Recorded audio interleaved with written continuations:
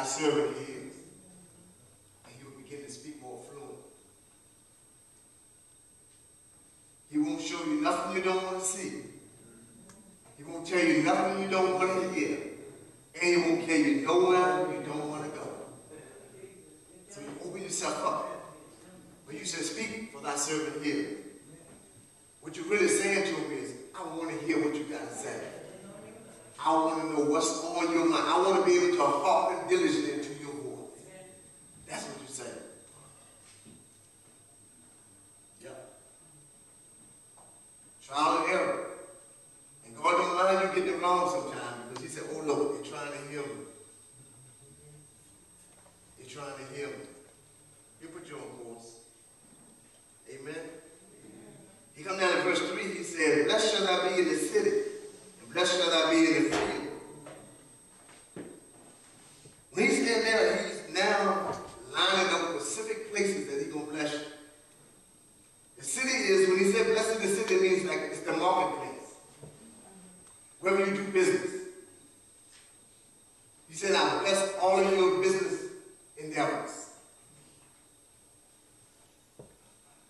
I'll bless all of your business endeavors. Whatever you choose to do business-wise, I'll bless it. That's the marketplace. Then he comes down and he said, blessed in the field. That's your job. That's where you go out and labor at. Or where you go to work at. Because your job is to become a what? A king. Your job is to become. Your job is to become a king. Amen. Amen.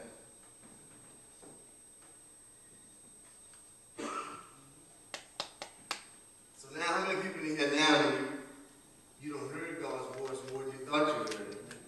And now through this, you learn and say, wait, wow. Wow. You know, when we settle our spirit down, you talk constantly. Yeah. When you're in a quiet place. Quiet place, or in a place just to want to hear. Or just a place to want to hear. You could have tractor trailers running past you 100 miles per hour. But your spirit is not connected to this, what's going on around you. You can always still be in a place to say, I want to hear. I want to hear. I want to hear. But God deals with everybody differently. You got to find that place where God speaks clearly with you. I tell my wife a lot of times, I said, I'm going outside to wash the car.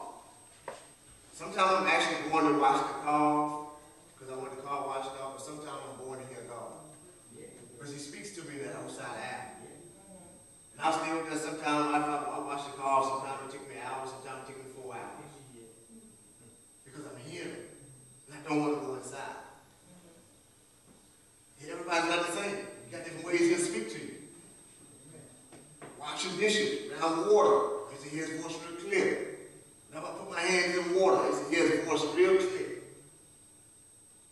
Just with me.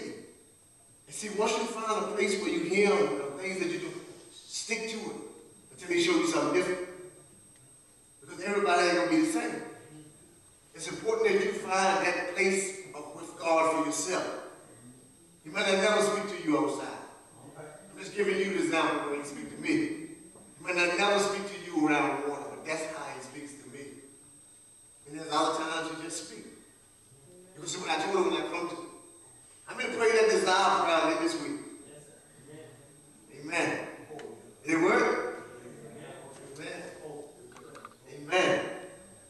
And that's how I pray before I teach. I said, God, give me a desire to want to teach the way you want me to teach, and that the people might hear what you want them to hear. Give me that desire. That's why he spoke chunk. Because I don't want y'all to see me up here. I want y'all to hear God. Amen. Amen. Any questions thus far? As you look over here on this board, we're going to go into some things now. And it talks about true inspiration is not manipulation or brainwashing. Instead, it is an invitation to pursue something higher and better than one has before. And in that process, gain a sense of meaning and significance for one's life. That's what we're going to be dealing with Moses. You should always find yourself being inspired by someone that's giving you a greater significance of who you are. You should surround yourself with people that empower you. You know, you're always dealing with people who say, yeah, I'm up here and you down there. You want to run. You want to run. Because you deal with them with manipulation and brainwashing. Big eyes, little U's. That's not kingdom. It's not kingdom. Nope, it's not kingdom. And you should never be inspired to be like that. Never be inspired. Listen to this. True leadership is impossible unless all these ingredients are present and integrated as whole, producing a force for change in our what? Communities, societies, and the world. These are the ingredients. You first must have purpose. Mr. Gordon is not the leaders that Mr. Lane with Moses. You first have to have purpose. What is purpose? Purpose is whatever was in the mind of the creator or the manufacturer when he made something or created something. You've got to know your purpose. Then two, you've got to have a conviction. You've got to have a conviction. Conviction is like a tugging that I got to do this. I got to do this. I have a conviction. Some people have a conviction for battle wise or something like that. You have a conviction. It's like it's always on your mind. It's a conviction. You have to have a vision. You have to have a vision. You have to have a vision. A vision is godly insight. Godly insight. Something that God has told you or showed you that he ain't showed and told nobody else.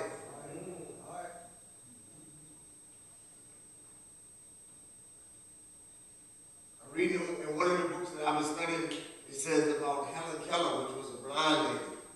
She said, being blind is not the tragicest thing in life. She said, having sight without vision. She said, even being blind, she still had a vision. Yeah. She said, so being blind wasn't bad. And somebody that got sight and don't have a vision. Meaning you don't have no direction of where you're going.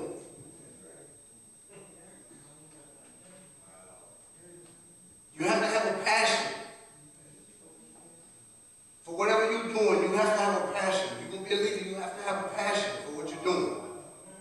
And see, what that passion does is, that passion doesn't have you back there pointing fingers, telling this one do that, this one do that. Passion is that you are aggressively yourself doing this thing.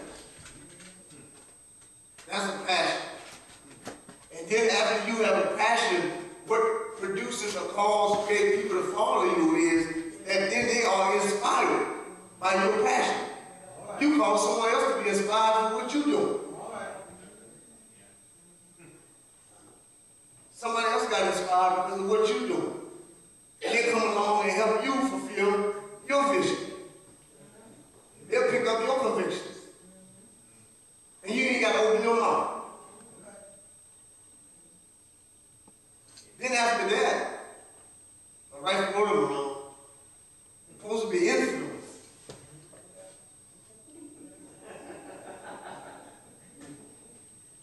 Influence. Influence means to sway. It means to sway. You can have such a way of saying and doing things that you can cause people to do things that they don't have no intention of doing. That's influence.